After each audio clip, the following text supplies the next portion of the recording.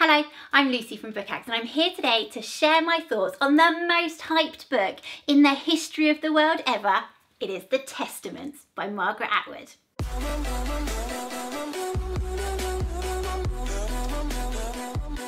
Have you ever known a book to get so much hype as this one? It's The Testaments by Margaret Atwood.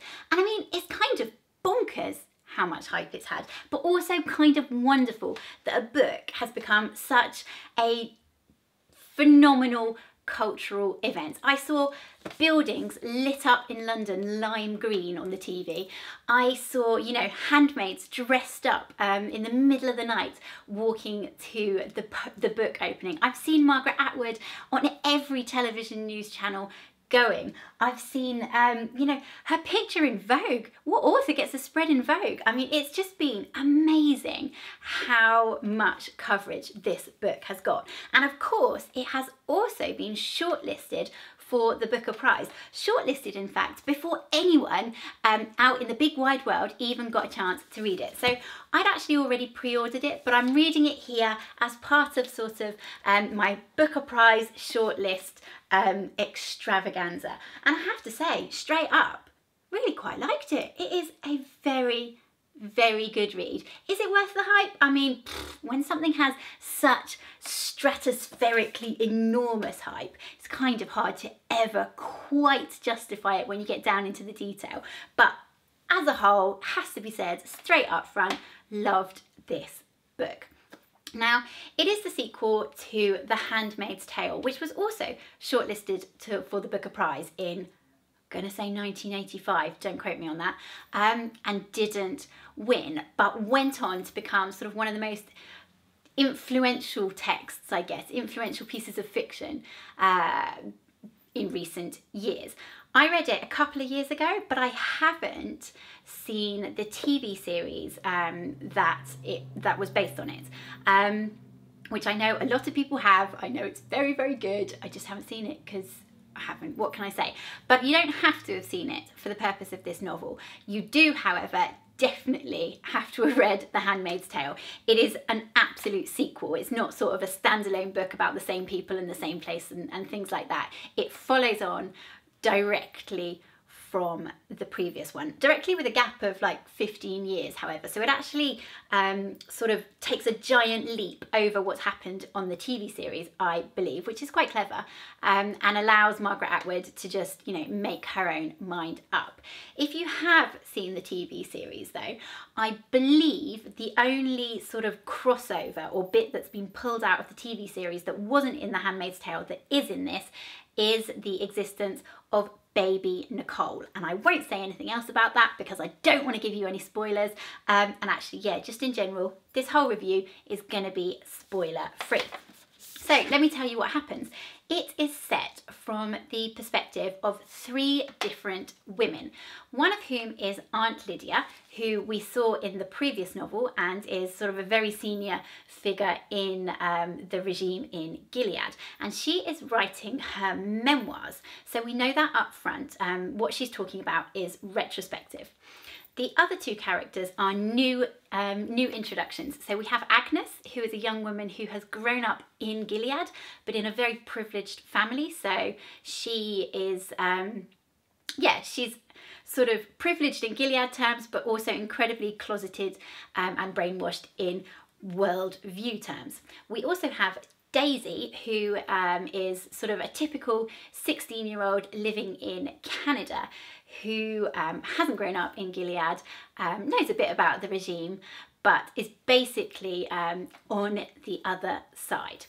Now, this book is basically the story of these three women and how their paths diverged. It's actually pretty plotty. It was more plotty than I thought it would be, and I liked that. It, is a real page turner in terms of wanting to know what happens in the story and how the women's paths are going to diverge and what is going to come from it.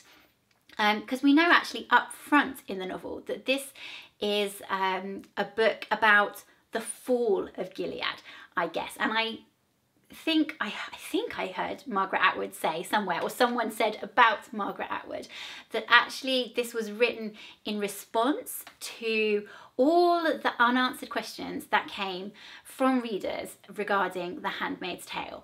And gosh, there must have been hundreds and hundreds and hundreds and hundreds and hundreds and hundreds, because that book was really ambiguous in lots of different ways, and sort of deliberately left a lot of things unanswered. And I can see the difference in this novel in terms of detail and filling in the gaps, and yeah, making, I guess, the context a little bit more rounded, which I liked, actually. I liked the ambiguity in The Handmaid's Tale, and I liked not knowing what was going on and where we stood. And at the same time, I liked the detail in this, you know, different fish, but both, you know, they both do have their place. What else is carried over from the other novel, almost exclusively, is that deadpan tone that the first novel was written in. So I love the voice, the style of writing. It's really bleak and dry, and there is this wit, but it is so bleak and deadpan. I really, really liked that. And Aunt Lydia's voice especially just suits that absolutely perfectly. I'm going to go on to nitpick a few things now, and I think it's worth saying that I am nitpicking. I am really, really nitpicking, because Margaret Atwood is just a brilliant writer, and this book is, you know, at a standard far above the majority of things that we shall read on a day-to-day basis. But, you know, here to nitpick, aren't I? Here to nitpick. And I think you know, just because it is a cultural phenomenon doesn't mean that we can't do that. But, you know, nitpicking in the context of still really liked this book. So actually, the first thing that I didn't always love was the humour. When Aunt Lydia did it, it was nailed. It was dead on. But when when there were instances in the other characters' voices, particularly Daisy, when the humour came along, I didn't feel that it fitted in the same way that it did with Aunt Lydia. It jarred, and it didn't feel, yeah, it didn't feel like it fitted in the same way. And actually, my second grievance is kind of about Daisy in a wider sense, because I struggled to care a little bit. I was interested in what was going to happen to her in the plot, and I was interested in how she fitted in, but on a, you know, at a, you know, heart over mind level, I ultimately didn't care what happened to her. And I think it's because I didn't always believe that she was acting in the way that I expected. So there are these enormous revelations in her life that seemed actually to have very little impact on her emotionally. And she sort of acted, I guess, a little bit like a cliched teenager might act in a stroppy situation, still lusting after boys a little bit, rather than, you know, I think feeling the weight of these, you know, big revelations like I thought she actually would do. She sort of just seemed to take it all a little bit too much in her stride for my liking. So I think she was the weakest of the three viewpoints. The plot as a whole actually was also really quite predictable. I mean, I saw some of those big revelations coming an absolute mile off, and I will not be alone. I would say probably more people are going to spot what's coming than the other way around, because they just, you know, there's great big red flashing lights hovering above them. And it made it kind of, well, I was going to say unsatisfying, but it didn't. I still really liked it, and I still wanted to know what was happening. But I think I just felt that the novel was a bit safe in a way because of it. So, you know, there was nothing that shocked in the way that it did in The Handmaid's Tale. And that relates to the plot, but it also, I think, relates to sort of the wider themes and the messages and the subtext going on. It didn't feel to me like Atwood was, you know, pushing the limits in the way that she had with Handmaid. And, you know, that's probably an incredibly hard thing to do when you've set the expectations so high. But also, you know, when the reader knows the setup, I guess. You know, it's harder to then add an additional shock in, but I just felt that there were perhaps missed opportunities to usurp our expectations and do something a little less safe.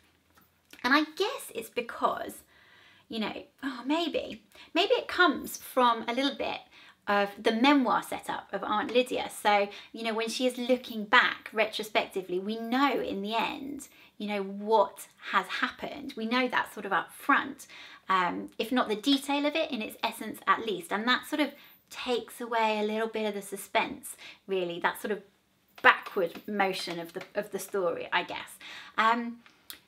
And it, you know, it doesn't negate the fact that it is, you know, a really brilliant and clever story. It just could have been pushed somehow a little bit further. I just wanted it to just, you know, elbow out the door. Come on, Atwood, you can do that. You can write a third book. Actually, she can't write a third book. She might be able to write a third book. I don't know. Not for another 35 years. Anyway, that's pretty much all my nitpicks, actually. Which isn't many, is it? I thought I was going to go on a big long rant about all the things I didn't like, even though it's brilliant, but actually that's not. And, you know, Aunt Lydia is just so brilliant in this book that, you know, all that other stuff, actually, it doesn't really matter. She becomes so much more than she was in the first book, which is just basically, you know, a horrible, villainous, bullying brute. You know, in this book we learn all about her backstory and like the threads that drew her into the position that she is in now, and they're so good. I really, really liked them. And Atwood's writing too, I mean, you just can't argue with how good it is. I mean, she's just absolutely flawless, and the phrases she comes up with, the metaphors, oh gosh, someone had like a mood like a rat in a maze, and I was like, oh, a rat in a maze, that's just brilliant. I'm going to be using that one forever.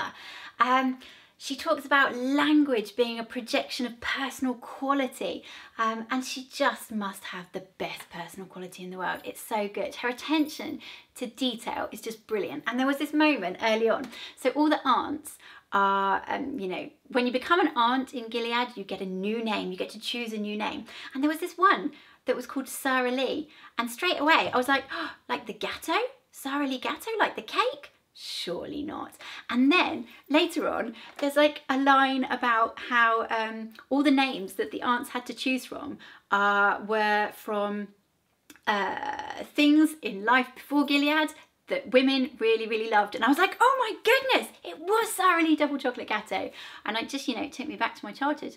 But the point is, the detail about everything, about like every single word, sentence, line, paragraph, the whole shebang. Atwood has just crafted it so flawlessly that, you know, nitpicks about whether the plot was predictable, or whether the characters, well, maybe that one's a bit of a bigger one, whether the characters are a bit flawed. But anyway, you know, it doesn't really matter because the writing is just so good. I really liked it.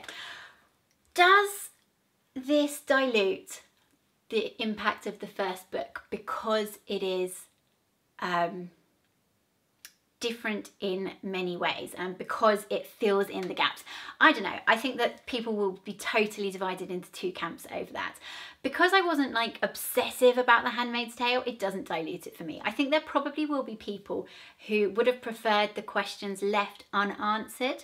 And I mean, I don't know, talk to me in the comments. Are you one of those people? I really don't know. But on the whole, for me, it was a really, really good book. Will it win the Booker? I don't know. I don't know. This year, I've said it before, I'll say it again, I don't know what they're looking for this year. I really don't know. I wouldn't be surprised if it won. I wouldn't be surprised if the Booker went for something else. Oh, guess what I saw on Twitter today, folks? Guess what I saw? So, someone had gone into a bookshop, actually, and taken a photo of a whole load of these books out on the table, and they had stickers on them that said winner of the Booker Prize 2019. Right, now it has to be a mistake, doesn't it? If Scott was here, his cineclometer would be like, you know, combusting. But it has to be a mistake. They had to have just sent the stickers and, you know, some over-enthusiastic work experience kiddo planted them on. But anyway, the tweet's gone now, so we'll never, ever know, come back, watch this space. And that officially concludes my Booker 2019 reviews, folks. I have not read Ducks. I haven't read Ducks.